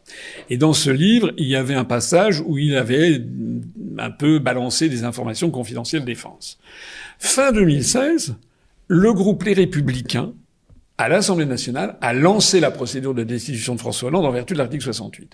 Au motif que, justement, il avait délivré des informations. Alors, moi, c'est rien par rapport à ce qu'a fait Macron. Macron, il piétine la Constitution dans tous les domaines, y compris dans le risque de guerre imminente où il risque de nous entraîner face à la Russie. Il n'a pas mis en œuvre l'article 35 de la Constitution qui fait obligation de demander l'autorisation de l'Assemblée nationale. Par exemple, le sénateur Houpert et le député Dupont-Aignan ont attaqué au Conseil d'État sur le fond de l'article 53 puisque ça affecte le budget de l'État. Ça, c'est le genre d'action. Vous considérez que c'est pas du rôle de... Non, ça c'est bien, mais moi je ne suis ni sénateur ni député. J'eusse été sénateur ou député, j'aurais fait ça, mais j'aurais fait ce que n'ont fait ni M. Houpert ni M. Dupont-Aignan, j'aurais lancé la procédure de destitution. Du moins, j'aurais dit que moi, j'aurais répondu favorablement à nous ce qu'on avait demandé. Et j'aurais essayé pourquoi est-ce que Nicolas Dupont-Aignan, par exemple, a refusé de dire qu'il lançait la procédure de destitution? Pourquoi il l'a pas fait? Pourquoi c'est très gentil de dire que Macron il piétine la Constitution. Si vous voulez, moi j'ai une idée nous avons, parce que je suis pas tout seul pour raisonner dans tout ça, il y a notre bureau politique, j'ai une idée très très aiguë de ce que l'on peut faire, de ce que l'on ne peut pas faire. Ou alors on fait du show-off, du spectacle. On fait un truc, voilà, on fait des trucs. Donc vous pensez voilà. que ces actions, en fait, ne peuvent pas justement donner de la confiance à des électeurs potentiels ou à des gens qui viendraient vous voir en disant bon, il fait quelque chose, parce que il y a un vieil adage qui dit qui ne tente rien n'a rien. Donc c'est juste pour ça que j'essaye de comprendre. Oui, je comprends bien, mais quand on peut pas dire que je ne tente rien. Quand je rédige le premier et le seul d'ailleurs, un dossier comme ça pourquoi lancer la procédure de destitution contre Macron, on peut pas dire qu'on ne fait rien. Mais le problème, c'est cette idée. Non, mais le problème, c'est qu'on ne peut pas le faire nous, puisque je ne suis pas député ni sénateur. Qu'est-ce que vous voulez que je fasse? Alors, je peux effectivement aller faire une manifestation avec 300 personnes. Mais vous êtes un parti politique, vous pourriez prendre position. Je les demande quoi sur la décision, on ne demande que ça. Sur Madame von der Leyen, j'ai dit d'ailleurs que si nous on a des députés européens, on lancera des procédures contre Madame, mais pas seulement contre Madame von der Leyen, aussi par exemple contre Thierry Breton. Mais il faut quand même qu'on ait de la crédibilité. Donc pour vous, la barrière, c'est il faut être dans l'establishment, dans l'hémicycle, de manière à pouvoir agir. Il faut avoir le pouvoir pour agir. Actuellement, nous n'avons pas de députés et des sénateurs. Et donc, moi, ce que je n'aime pas, si vous voulez, c'est faire croire aux gens des choses qu'on ne peut pas tenir. D'ailleurs, quand je dis, vous savez que nous militons pour le Frexit, mais j'ai fait des réunions publiques et je le dis, c'est même d'ailleurs sur nos tracts. Si nous avons des députés, moi je préviens tout de suite les gens, on ne pourra pas faire le Frexit. Parce que ça n'est pas dans le pouvoir d'un député européen. D'ailleurs, les députés européens ont très peu de pouvoir. Il y en a qui proposent une Europe sociale, une Europe écolo, une Europe des travailleurs, une Europe puissance, etc. Mais pour changer l'Europe, il faut en fait changer les traités. Il faut avoir l'unanimité de 27 gouvernements pour signer un traité nouveau, et ensuite l'unanimité de 27 parlements nationaux ou référendums nationaux pour le ratifier. Ce qui fait 54 institutions. Et c'est bien différent, la signature et la ratification. Fin 2004, le gouvernement français avait signé le traité constitutionnel européen Giscard. Le 29 mai 2005, les Français, par référendum, ont refusé la ratification. Il faut donc avoir 54 institutions pour ratifier un changement de traité. C'est ça, changer l'Europe. Ça n'arrivera jamais. Et en plus, la cerise sur le gâteau, c'est que je parle bien des 27 gouvernements, 27 parlements nationaux ou référendums, à aucun moment les eurodéputés n'arrivent. Donc moi, fidèle à ce que je fais depuis 17 ans, je ne raconte pas d'histoire. Je pourrais dire, nous, avec nous, il va y avoir le Frexit. Non, je dis nous, c'est une liste pour le Frexit. Mais je mets en garde les gens que pas plus que Madame Toussaint pourra avoir une Europe écologiste, ou pas plus que Monsieur, je sais pas, mais Monsieur Bellamy pourra avoir une Europe. Vous êtes pour le Frexit, mais ça ne va pas arriver demain. L'intérêt d'avoir des députés de l'UPR, c'est que nous on imposera le débat, parce que ce débat est interdit d'antenne. C'est que si nous on a des députés, là on pourra pour le coup attaquer Madame von der Leyen, on pourra attaquer aussi Monsieur Thierry Breton, on pourra voter contre le transfert de milliards d'euros à l'Ukraine. Il y a quand même, les Français devraient, au moment où ils vont glisser leur bulletin de vote, il y en a qui ont déjà eu leur chance. Par exemple, Monsieur Bardella, il a été 5 ans député européen. Il a fait quoi en 5 ans? À aucun moment il a fait ce que faisait Nigel Farage à chaque fois qu'il avait la parole, c'est-à-dire mettre les pieds dans le plat. Nous, on sera là pour mettre les pieds dans le plat. Au moment où il y a eu un vote sur les 50 milliards de dollars à envoyer à l'Ukraine, à envoyer à l'Ukraine, il y a eu un vote au Parlement européen. Tous les députés français, tous les eurodéputés français ont voté oui, y compris LFI, à la seule exception des députés du RN. Mais les députés du RN se sont abstenus. C'est incroyable. Comment est-ce qu'on peut s'abstenir sur une affaire de cette nature? Soit on est pour et on soutient l'Ukraine, soit on est contre, on considère que ça nous entraîne vers la Troisième Guerre mondiale. Donc nous, par exemple, là, si on avait des députés européens, on aurait voté, bien entendu, contre. Mais, bien entendu, encore une fois, je veux que les choses soient extrêmement claires. Si on a des députés européens, on ne pourra pas faire le Frexit, ça n'est pas dans notre pouvoir. D'ailleurs, c'est un argument qui se retourne, parce que il y a des gens qui se posent des questions. Est-ce que c'est bien raisonnable, le Frexit? Et comment on va faire pour sortir de l'euro? Est-ce que ça nous coûterait après? Quelles sont les conséquences? Bon, on va peut-être en parler. Mais ce que nous, on dit, c'est que laissez-nous en débattre. Il n'y a pas de débat actuellement. Donc c'est même les gens qui ne sont pas tout à fait convaincus par les solutions que nous proposons devraient voter pour nous. Ils enverraient au passage un message à leur parti politique préféré, au Rassemblement national, chez Reconquête. Je rappelle que le RN et Reconquête sont mordicus pour rester dans l'Union européenne, dans l'euro. Pareil d'ailleurs au passage pour Lutte ouvrière. Hein. Vous avez vu que Madame Nathalie Arthaud, elle veut pas sortir de l'Union européenne. Elle considère que le Frexit c'est une diversion. C'est incroyable. Ça veut dire qu'elle ne se bat pas pour sortir d'un truc qui est en train de nous entraîner à la ruine, et notamment les classes populaires. Enfin, c'est incroyable, en fait. C'est d'ailleurs jamais que le résultat... Donc le fédéralisme, c'est la seule solution. Nous, on se bat contre ça. Et qu'est-ce qu'on va faire? Par exemple, j'ai fait une vidéo là qui a beaucoup de succès. On est à 350 000 vues en 3 semaines. C'est une vidéo qui tire la sonnette d'alarme sur ce qui est en train de se préparer avec une avancée majeure en matière de fédéralisme, et avec Mario Draghi qui pourrait succéder à Madame von der Leyen, qui pourrait être au passage dégagée. Du pareil au même, en fait, quelque part. Hein. Pas tout à fait, parce que Madame von der Leyen, elle est connue pour être extrêmement corrompue et pas très très maligne. Bon, alors que Mario Draghi, c'est un peu l'inverse. Il me semble pas qu'il y ait des rumeurs extraordinaires sur sa corruption. C'est quelqu'un qui a beaucoup d'argent par ailleurs, mais en revanche, il est pas bête du tout. Et lui, c'est un vrai représentant de l'oligarchie. Il est au Bilderberg, il a été sélectionné par le World Economic Forum, il est à la commission trilatérale, et quand il dit en novembre dernier qu'il est candidat à la succession de Madame von der Leyen, ça veut dire ce que ça veut dire. C'est-à-dire qu'il y a des forces très puissantes qui sont en train de le préparer pour succéder à Madame von der Leyen. Et nous, ça nous intéresse parce que je suis à la loupe tout ce qu'il dit, et ce qu'il dit est très inquiétant. François Asselineau, on a touché un peu sur le Frexit.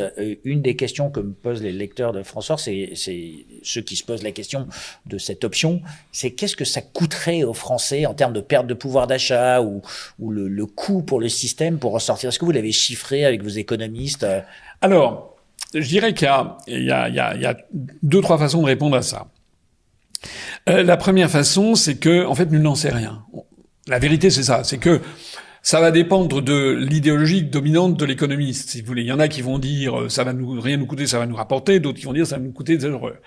Donc de ce point de vue-là, moi la seule chose que je connaisse, c'est les faits. Les faits, c'est quoi? C'est de regarder ce qui s'est passé au Royaume-uni. Bon, au Royaume-Uni, rappelez-vous quand même, en 2016-2017, on nous expliquait que il va y avoir un effondrement. Voilà, que le Royaume-Uni allait s'effondrer, qu'il y aurait des centaines de milliers de personnes de la City qui traverseraient le Channel. Il y avait même Macron qui avait dit qu'il allait mettre le tapis rouge. On nous avait mis la peur, quoi. Ah oui, c'était le Project Fear. C'était allé au point qu'on expliquait qu'il y aurait des pénuries de médicaments et même des pénuries de papier hygiénique. Que les sociétés allaient changer leurs sièges sociaux et l'ont fait, etc. En réalité, quoi? En réalité, non. C'est exactement le contraire qui est arrivé. C'est-à-dire, il n'y a pas eu un seul Golden Boy qui est parti, sauf si sa petite amie l'avait laissé tomber, mais il y a eu personne n'a quitté le Royaume-Uni, premièrement. Deuxièmement, en matière économique, à la surprise générale, vous avez vu, c'est une information qui date d'il y a quelques semaines, le Royaume-Uni vient de monter au 4e rang il est devenu le 4e exportateur mondial de biens et services. Il a dépassé la France. On nous avait dit que le Royaume-Uni, sortant de l'Union européenne, s'isolerait du monde. C'est ce qu'on nous dit à nous. Vous allez vous isoler. Mais qui a dit ça? Il ne s'agit pas de s'isoler du monde. La Suisse, qui n'est pas dans l'Union européenne, n'est pas isolée du monde. C'est un des pays... Ils ont des accords commerciaux. Mais bien sûr. Mais bon, le Royaume-Uni avait le Commonwealth, ils avaient d'autres accords commerciaux. Mais qu'ils ont redéveloppés. Mais nous, on a le monde entier, si vous voulez. Nous, on négociera, on continuera, figurez-vous, à vendre des sacs Vuitton en Chine et aussi en Allemagne, si on sort de l'Union européenne. De la même façon que la Suisse, elle vend en Allemagne, en Chine, etc. Ce que vous êtes en train de dire, c'est que l'Europe, même si on en sortait, on aurait d'autres moyens, d'autres contrats commerciaux. Mais bien sûr, on a mis dans la tête des Français que l'Europe, ça serait l'Union européenne, pour parler clair, serait une espèce, vous savez, de protection comme une paramécie. On serait à l'intérieur de ça. Voilà. Et si jamais on en sortait, on serait asphyxié, mais pas du tout. Enfin, je veux dire, c'est au contraire, on renoue avec le monde entier. Et donc, premier résultat, je vous l'ai dit, le Royaume-Uni vient de dépasser la France comme 4e exportateur mondial de biens et services. Deuxièmement, le niveau de vie. Le niveau de vie au Royaume-Uni, en 2016, le SMIC était inférieur de 15% au SMIC français. Aujourd'hui, il est supérieur de 10%. Rien qu'au cours de l'année 2023, on estime que le niveau de vie, le pouvoir d'achat des Britanniques a augmenté de 3,2% dans l'année contre 0 ou 0,1% en France. C'est-à-dire que c'est le contraire de vous me dites combien ça va nous coûter. Le PIB, regardez les données macroéconomiques du Royaume-Uni, je ne dis pas que c'est mirobolant, parce que d'abord ils sont pas sortis de l'OTAN, ils participent aux sanctions contre la Russie, donc ils ont les effets revers, parce que je rappelle que le Royaume-Uni avait 10% de Nord Stream du gazoduc, comme la France 10%, l'Autriche 10%, l'Allemagne 20%, et les 50% restants, c'était la Russie. Donc, ils ont une politique, eux, ils ne sont pas sortis de l'OTAN, ils ont une politique très jusqu'au-boutiste contre la Russie. Vous savez que Boris Johnson a contribué à faire capoter le projet de paix. Mais, voilà. Donc, ce qui est la vérité, c'est qu'en termes de niveau de vie, de pouvoir d'achat, de commerce extérieur, etc., et même les grandes données macroéconomiques. Donc ils sont pas isolés, en fait. Et même les grandes données macroéconomiques. L'endettement du Royaume-Uni n'est pas mirobolant, c'est 95% du PIB, c'est beaucoup, mais c'est pas les 120% de la France. Leur solde commercial, leur solde de la balance des paiements est meilleur que la France. L'inflation était à 4,2 en 2023 au Royaume-Uni, 4,1 en France, c'est kiff-kiff. Donc, on n'a pas du tout assisté à ce qu'on nous avait expliqué, on a assisté plutôt au contraire. Donc ça, c'est le premier type de réponse que je fais aux gens qui se posent ce genre de questions. Le deuxième type de réponse que je fais, c'est que il est quand même un petit peu tôt pour juger des effets à long terme du Brexit, puisque ça date en fait de 2020.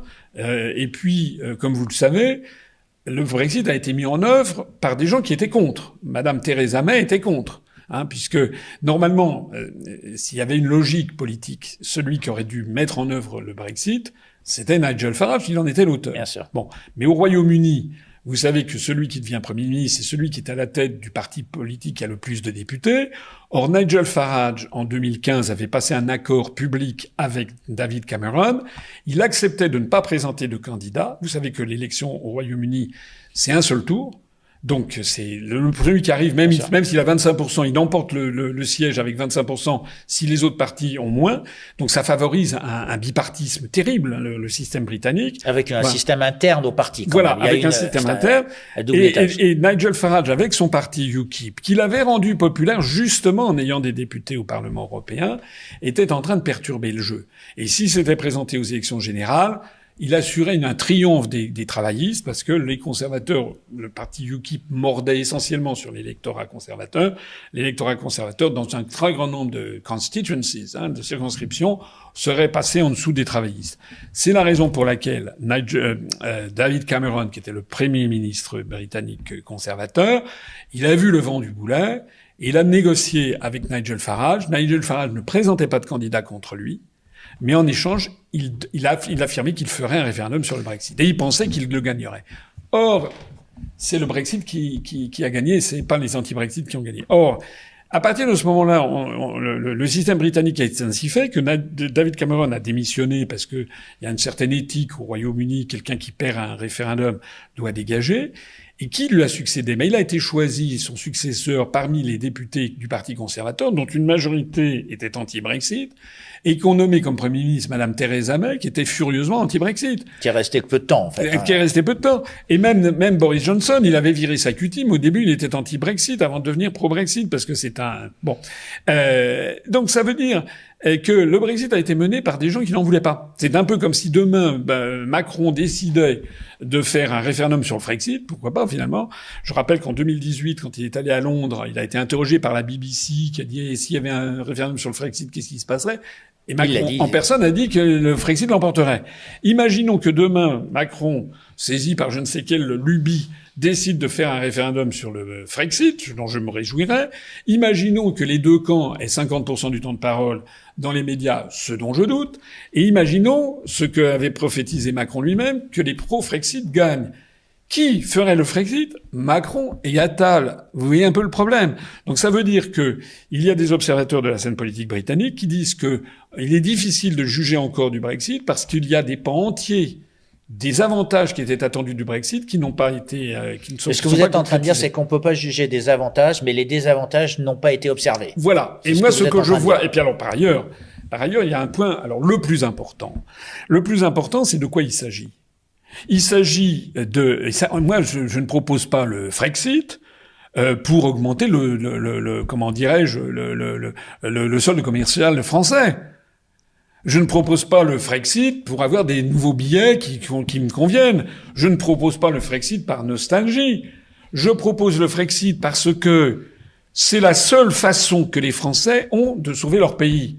Sinon, nous allons directement vers une Europe fédérale, et qui dit Europe fédérale dit que la France devient un État fédéré. Et si la France devient un État fédéré, elle quitte les Nations Unies. On est chassé, parce que vous n'avez pas aux Nations Unies un siège pour la Californie, un siège pour le Texas, un siège... Vous l'avez déjà dit dans d'autres médias. Mais c'est fondamental. Y compris pour l'arme nucléaire. Et pareil pour l'arme nucléaire. Mais c'est ça qui est en train de se préparer. Lorsque Macron, lors du traité d'Aix-la-Chapelle, il commence à mutualiser le siège au Conseil de sécurité avec l'Allemagne. Ça faisait partie intégrante du traité d'Aix-la-Chapelle. Lorsqu'il annonce maintenant, il pointe le bout du museau en disant qu'il va peut-être falloir mutualiser la force de frappe. Bien entendu, aussitôt repris par M. Glucksmann, agent américain d'influence. Ça veut dire quoi? Ça veut dire qu'on est en train de préparer derrière dans les coulisses la transformation de l'Europe en un État fédéral. Et si on fait ça, j'insiste, c'est la mort de la France. C'est la mort de l'histoire de France. Parce qu'une fois que la France n'aura plus de siège à l'ONU, plus de siège au Conseil de sécurité, plus de droit de veto, c'est-à-dire plus une grande puissance, plus de monnaie, c'est plus elle qui décide. Plus d'armement, puisque la force de frappe aura été transférée ailleurs. Plus de processus de fabrication des lois, puisque c'est fait par la Commission européenne. On sera ravalé au rang du canton de Berne.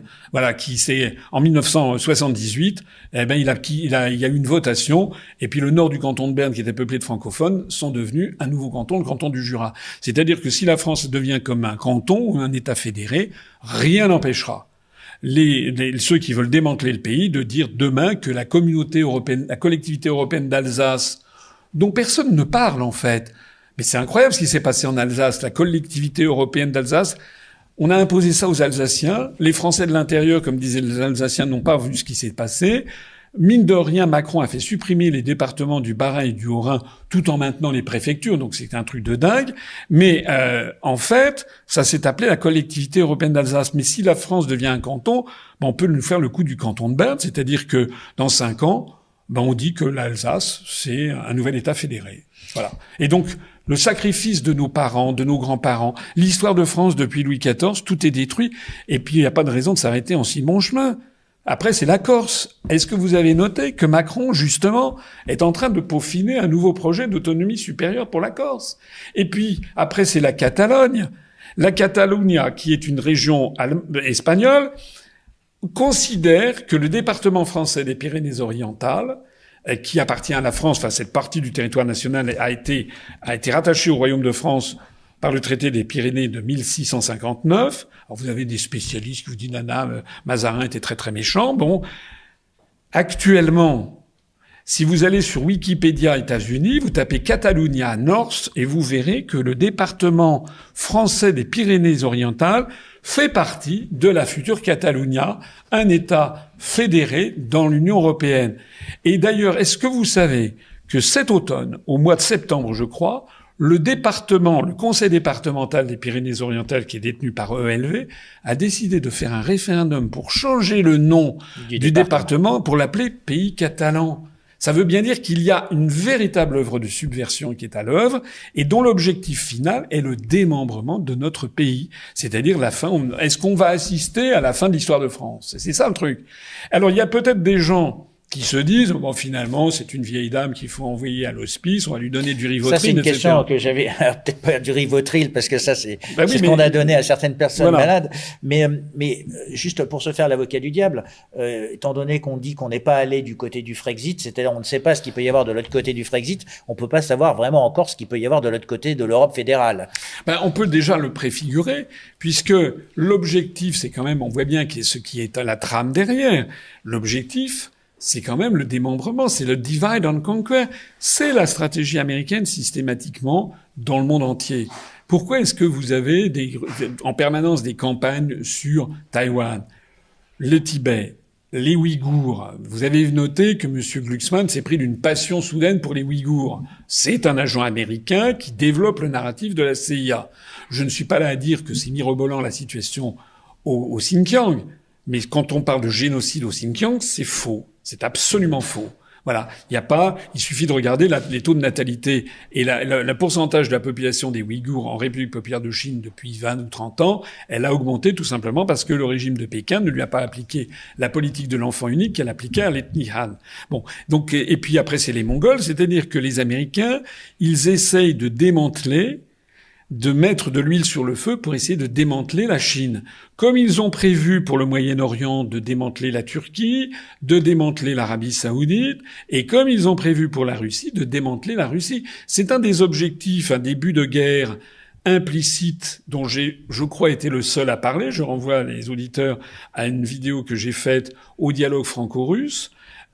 Il y a derrière l'affaire OTAN-Ukraine, il y a la volonté des Américains de morceler en définitive la Russie. C'est pas une invention. Hein. Madame Victoria Nuland, elle avait dit elle-même il y avait 150 millions sur un 2015 ou 2016. Voilà, hein, c'est ça. Voilà. Elle avait dit que c'était beaucoup de contrôle. Il fallait découper ça. Et vous avez des projets de découpage de la Russie en une quinzaine de républiques qui circulent au département d'État, qui ont été publiés dans le Kiev Independent ou dans le Kiev Post à l'issue d'un colloque avec des officiels américains.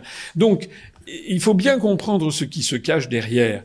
C'est que si on reste dans l'Union européenne, si on fait comme ça, vous savez, comme les singes là de Nikko là du temple au nord de Tokyo, c'est-à-dire si on veut pas écouter, si on veut pas voir, si on veut pas dire ce qui se passe, et c'est d'ailleurs la raison, c'est ce qui se passe. D'ailleurs, moi, on m'invisibilise.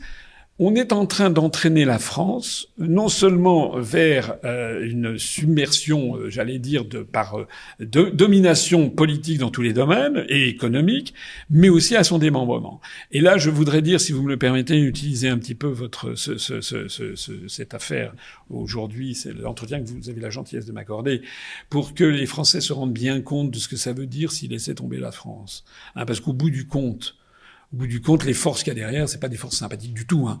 C'est même pas d'ailleurs le gouvernement américain, c'est l'État profond. Ce qui se cache derrière, c'est BlackRock, c'est Vanguard, c'est Bill et Melinda Gates. Mais vous agitez un peu la peur quelque part de cela. Mais oui, regardez en Ukraine. 45% des terres ont déjà été rachetés par BlackRock et Vanguard. Regardez ce qui se passe donc avec... Ce que vous êtes en train de dire, c'est que cette fédération, cette Europe fédérale n'est pas dans l'intérêt du peuple. Non, elle est dans l'intérêt... Vous savez ce qui en découlerait? C'est un retour au nouveau Moyen-Âge, avec l'effondrement des États-nations, et en fait, une nouvelle féodalité. Mais au lieu que vous ayez le duc de Berry, le duc de Bourgogne ou le comte de Toulouse, vous auriez BlackRock, Vanguard, Bill et Melinda Gates. Pour vous, la France, c'est une forme de protection contre nos intérêts. Oui. Et être français, c'est ce que ça veut dire. Oui, parce que ça veut dire les services publics, la justice sociale. En fait, l'objectif, je suis désolé de le dire, c'est peut-être un peu grandiose ce que je vais dire, mais je crois profondément, si on ne réagit pas, on deviendra les esclaves de ces grands conglomérats financiers. D'ailleurs, est-ce que l'affaire de la Covid-19, quand on prend le recul du temps, n'est pas une espèce de préfiguration, d'une espèce de psy-op, d'opération psychologique, pour essayer de voir comment on peut imposer une domination sur des populations par la terreur? Est-ce que c'est pas vrai? François Asselineau, on a fait un très très long entretien. J'ai peut-être une dernière question qui revient un peu à ce qu'on a évoqué tout au début. On a dit que le général de Gaulle, il avait fait le grand écart en incluant des communistes. Donc il a su forger des alliances de transgression. Aujourd'hui, on voit beaucoup de personnes au sein des souverainistes est-ce que à un moment ou à un autre, vous ne devez pas transgresser vos propres règles pour forger une alliance et de manière à dépasser non pas les 5%, mais peut-être les 10%? Mais c'est ce qu'on fait. C'est ce que je fais depuis 2017. Mais il y a beaucoup de personnes qui vous interrogent sur ce sujet quand on vous demande, vous avez Dupont-Aignan, vous avez Philippot, vous avez ces notions d'alliance potentielle. Donc là, c'est la transgression en interne. Non, mais là, attendez, de quoi parlons-nous? Monsieur Dupont-Aignan n'a jamais été pour l'Union européenne et pour l'euro et pour l'OTAN. Et pour la sortie, je veux dire, pour la sortie de l'UE, de l'euro, de l'OTAN. Rien, jamais. Aux dernières nouvelles, il sortait la sortie de la Commission européenne tout en restant dedans. Enfin, voilà. Vous savez, il y a une très belle phrase de Talleyrand que je me permets de citer. Le diable boiteux, le ministre qui avait fait la fin du XVIIIe et début du XIXe siècle comme ministre des Affaires étrangères, qui avait servi tous les régimes. Talleyrand qui disait, pour parler notamment de la diplomatie, mais c'est vrai de la politique, c'est vrai de la vie personnelle aussi. La seule façon de dire oui, c'est oui. Toutes les autres veulent dire non. Donc, nous, on dit, la seule façon de rendre aux Français leur liberté, c'est de sortir de l'Union européenne et de le dire. Toutes les autres veulent dire non. C'est-à-dire tous ceux qui proposent, comme par exemple, monsieur Poisson, de faire un référendum sur la place de la France dans l'UE. Cette formule alambiquée qu'il a dite à l'heure actuelle, la fin avril, ça veut dire qu'on n'en sort pas. C'est-à-dire les gens qui disent moi je veux sortir de la Commission européenne. C'est une manière de dire on va redonner le pouvoir au peuple, on va leur demander. C'est une manière d'enfumer la population. Voilà. C'est-à-dire qu'il faut dire on sort de l'Union européenne, c'est ce qu'on fait depuis 2017. Et notre parti est ouvert à tout le monde.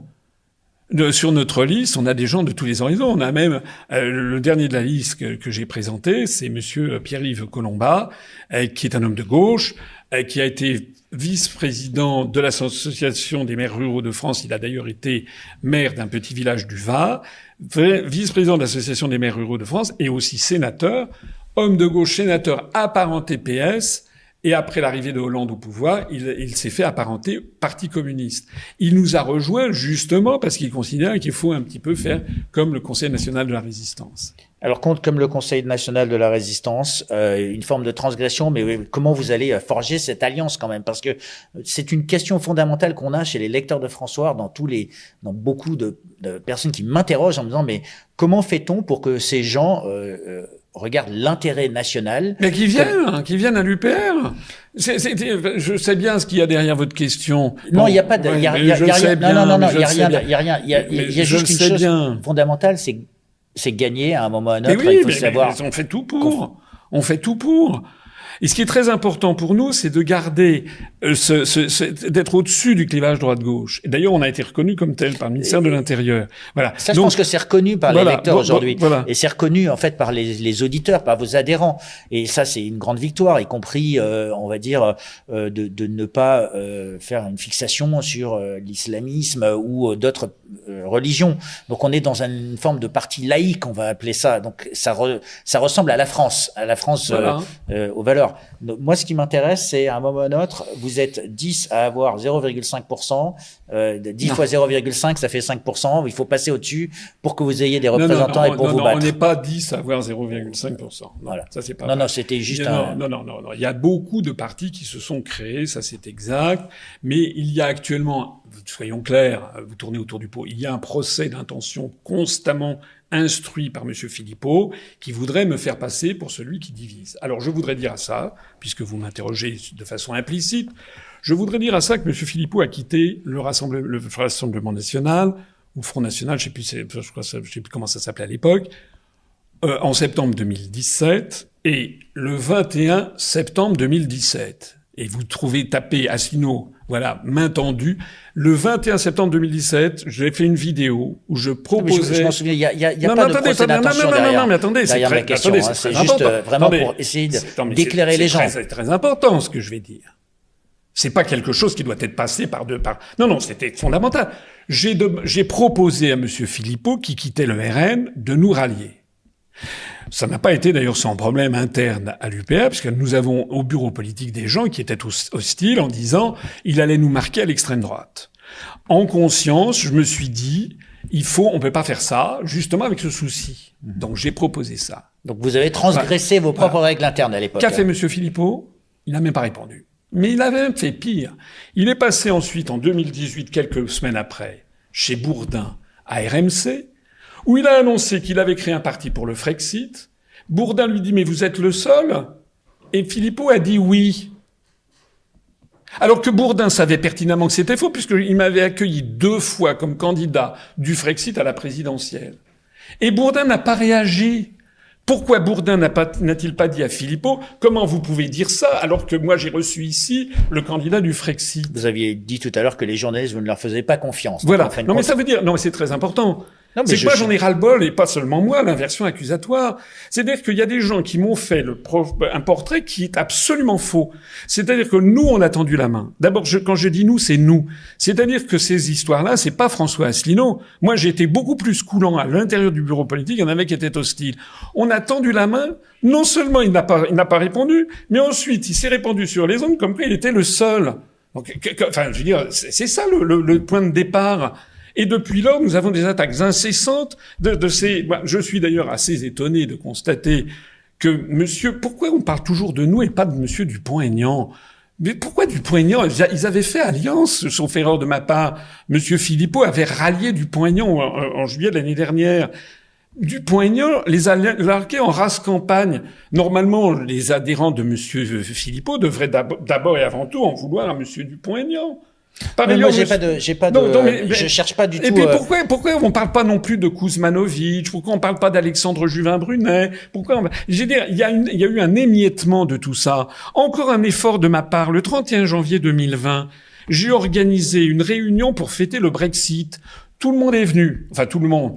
J'avais invité tout le monde. Il y avait Nicolas Dupont-Aignan, il y avait Philippot, il y avait Jean-Frédéric Poisson, il y avait Jacques Cheminade, il y avait Georges Kuzmanovic, il y avait Dominique Jamais, il y avait comment s'appelle-t-il, Gilles Casanova, un ancien de chez Chevènement. Il y avait même le représentant personnel du comte de Paris que j'avais obtenu pour montrer une espèce de rassemblement national. Bon, mais pas le RN, mais un rassemblement justement pour sauver la patrie. C'est moi, et il y a personne d'autre qui a réussi à faire ça. Alors qu'on vienne pas de dire que j'ai un melon, mais qu'est-ce qui s'est passé dans les semaines qui ont suivi? Moi, je pensais que ça serait la préfiguration d'une espèce d'entente générale, mais à condition qu'on soit bien d'accord sur la sortie de l'UE, de l'euro et de l'OTAN. Mais qu'est-ce qui s'est passé? Ensuite, tous ceux que j'avais invités, à l'exception du représentant du comte de Paris, je le reconnais, et puis de Dominique Jamais et de Gilles Casanova, mais tous les autres ont annoncé leur candidature individuelle à l'élection présidentielle. Vous avez eu Nicolas Dupont-Aignan, Florian Philippot, Jacques Cheminade, Jean-Frédéric Poisson, Georges Cousin. Ils ont tous... C'est pas de ma faute. Ils ont tous proposé leur truc. Qu'est-ce que vous voulez que j'y fasse? Et qu'on ne vienne pas après, en termes d'inversion accusatoire, me reprocher que tout ça, ça serait de ma faute. Enfin, c'est incroyable. Non, mais moi, j'ai loin de moi cette idée. En fait, il y a aucune intention derrière mon idée. C'était juste pour répondre et pour donner une réponse aux questions que se pose le lecteur. Vous leur amenez une clarification. Je ne suis pas là pour juger de votre clarification. Je suis juste là pour essayer d'apporter des questions que les lecteurs se posent de manière légitime, qu'on leur donne une réponse, que M. Philippot peut leur donner une réponse, oui, que M. Dupont-Aignan... Oui, mais si vous voulez, ce qui est un peu agaçant, c'est que ça fait quand même 257 fois qu'on me pose ces questions, 257 fois que je réponds, et on revient à la charge. Voilà. Bon, je n'y reviendrai pas, c'est juste... Voilà, ce qui est en train de se passer, si vous voulez, c'est que... je vais pas en dire davantage. Nous allons sortir un dossier de façon imminente, avec toutes les références, tout va être sourcé pour que chacun se fasse une opinion sur ce qui s'est passé depuis 17 ans avec l'UPR qui a quand même 10 ans d'avance sur les autres et sur ce qui s'est passé et pourquoi il y a cette floraison de partis adventistes. Voilà. Vous savez, je vais vous dire quelque chose. Vous aimez l'histoire. Bon. Il s'est passé quoi lorsque De Gaulle a commencé à émerger? Tout au début. Dans les années 42, 43, etc. Il s'est passé que les Américains lui ont envoyé dans les pattes. Beaucoup de rejets, oui. On crée beaucoup de problèmes. Voilà. Et lui ont envoyé dans les pattes des gens comme, par exemple, le général Giraud, qui était en fait un agent qui était poussé par les Américains pour empêcher De Gaulle d'arriver au pouvoir. C'est ça, la vérité. Et De Gaulle, il avait fait le CNR. Il a été, les Américains lui ont mis dans les pattes le général Giraud. Qu'est-ce qu'a fait De Gaulle, qui avait bien compris que c'était un agent des États-Unis? Il s'en est débarrassé. Parce qu'en fait, le général Giraud, tout le monde savait qu'il roulait par les États-Unis. Donc, mais ça n'empêchait pas De Gaulle d'avoir fait le CNR, le Conseil national de la résistance. C'est-à-dire que je suis désolé de le dire, mais il y a des forces qui ont intérêt à nous mettre dans les pattes des gens qui soit veulent nous entraîner vers la droite, soit veulent nous entraîner vers la gauche, et d'ailleurs à les faire mousser. Ben François Asselineau, merci bien de cette réponse. Je sais qu'elle vous excite un petit peu, mais écoutez, c'est normal. Mais il n'y a aucun problème. Au moins, vous répondez et vous avez le loisir d'y répondre. Et puis sans polémique. Surtout que les gens. Moi, je m'adresse aux gens en conscience et en confiance. Nous, on a fait tout notre possible. Les gens veulent sortir ce dossier dans les toutes prochaines heures ou les tout prochains jours. Et puis les gens, à partir du moment où les gens sont de bonne foi, bien sûr, parce qu'il y a des gens qui sont de mauvaise foi, mais les gens vont pouvoir voir quelles ont été nos actions et comment on a été, ce qu'on nous a répondu. Voilà. Et puis après, les gens verront là-dedans à qui ils peuvent faire confiance.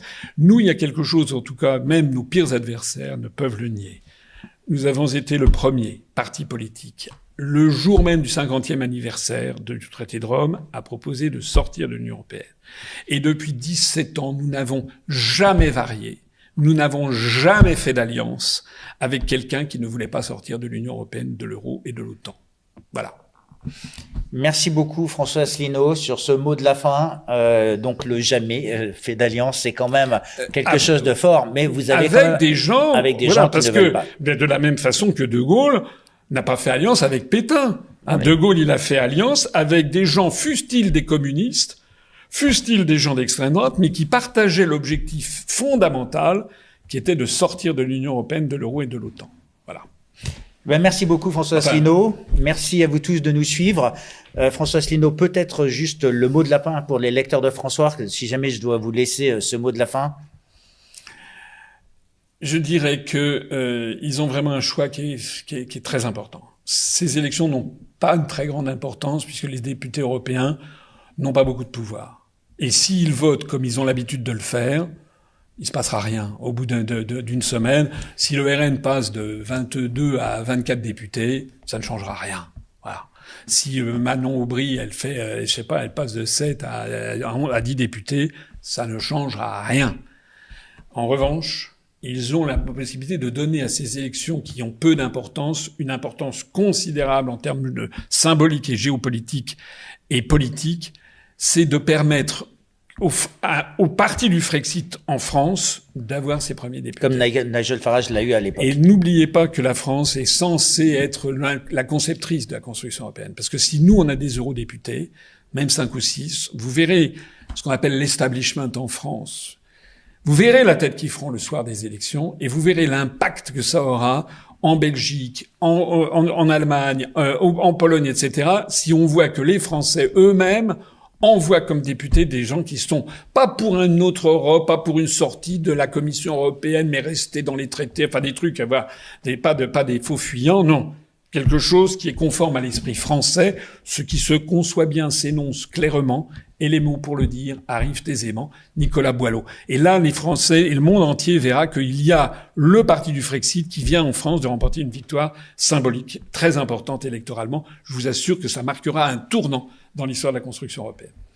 Merci beaucoup François Asselineau pour ces mots de la fin qui sont forts. Ce qui s'énonce clairement, comme vous dites, se conçoit aisément. Merci beaucoup à vous tous de nous suivre sur François, un entretien qui était exceptionnellement long, mais on a pu développer.